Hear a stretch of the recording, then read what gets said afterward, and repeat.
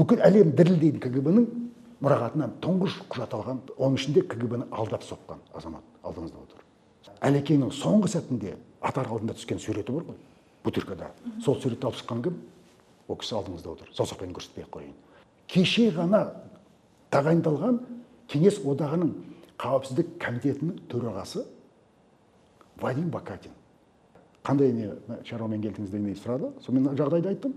Қандай материал беруге рұқсат, соның бәрін беріңізші деп. Өйткені Әлекеңді 37 жыл тұтқындаған кезде оның бүкіл қолжазбаларын, суреттерін, соған қатысты құжаттардың бәрін дәлел ретінде алып кеткен.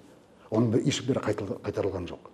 Әлекеңді ату жазасынан кескен жоғарғы соттың әскери алқасы, үштік соты, соның несі бар, өкімі бар, Әлиханды ату жазасынан кескен сұрақтары бар, құжаттардың, сол құжаттардың бәрін, сосын Әлиханның дәл сол сәтке дейін, сол құжат алғанға дейін Әлихан атылды ма, әлде анау қиыр шығысқа бір лагерьге аттанды ма, одан біз хабарымыз жоқ тұғын.